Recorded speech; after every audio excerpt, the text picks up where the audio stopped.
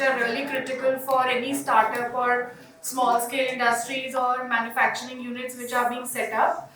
So there are various legal aspects which you need to take care of, specifically IP related aspects, because in your fundraising and your ideations and your other kind of business development, what people generally forget is to protect the IP, the intellectual property behind the idea that you have. So there will be certain creative things in the form of your trademarks, your word marks, your logos, which need to be protected as a trademark. If you have a tech-based company, there would be a technological development in terms of a patent that can be filed. There could be an innovation in the design that you make of a machinery or your product, which needs to be protected as a design.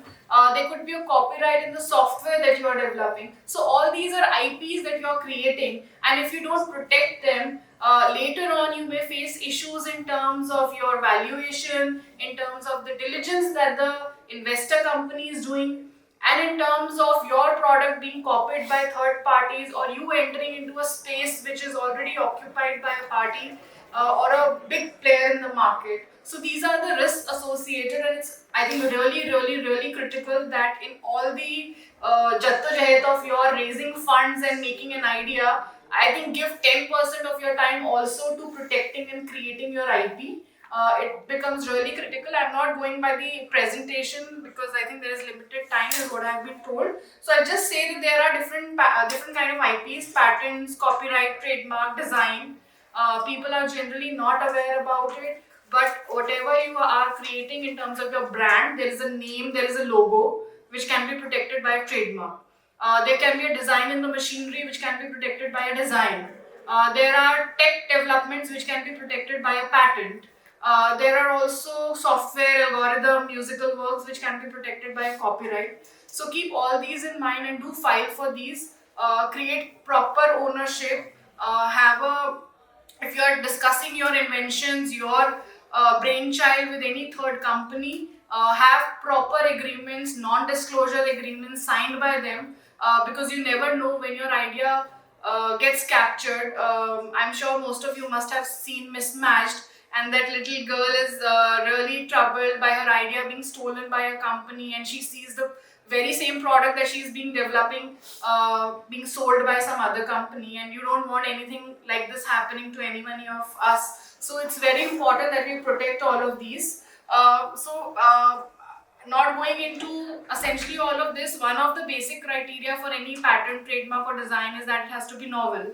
So before it gets into public domain or before you discuss it with anybody else, you have to file for a registration in your name or the company that you are developing, because you don't want the novelty or the newness in it to be lost.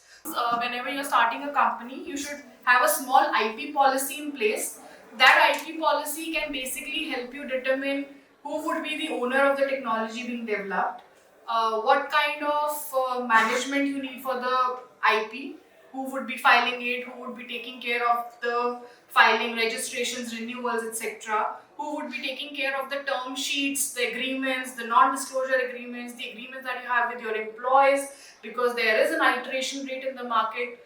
Somebody develops something for you and leaves the company and joins somewhere else, maybe your competitor, and the idea is just stolen. So all these agreements, the employment agreements, the non-disclosure agreements, the confidentiality agreements, there should be a person, a point of contact who is taking care of all of these. So focus on everything else, but also focus on the IP policy, on the legal aspects as well. Because the hard work that you do, you don't want it to be just slipping away.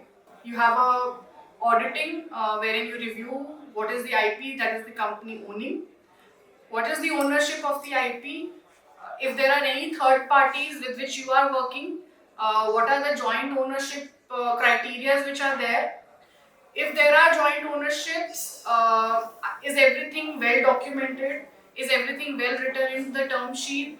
Is everything well documented in a legal agreement? These are the things that you should critically take care of. You should also, because if you don't do it during your due diligence, the third party, the investors will do it. So do verify that all the IP, all the protections that you have are registered, renewed, there is no lapse. If there is any opposition, any third party which is fighting for your IP, then all those things should be taken care of by a proper legal advice. Because these are things which everybody will take care of during any kind of due diligence that they will do while they are investing into your company. So, like the entrepreneurs here were saying, it took 5 months or 8 months to get any kind of funding, because all the venture capitals, all the investment companies will do their due diligence through 1, 2, or 3 law firms who will analyze you through not only the financial status, not only your corporate structure, but they will also analyze the IP, the legal documentation, the corporate governance that you have. And it's very, very critical that you also in-house have everything in place. So I think this is all from the legal perspective that I want to share. Anything specifically, of course, I can answer that. But my only advice is that whenever you are starting something or taking on something, do give some attention, at least 10% of it also to the IP and legal aspects of the same.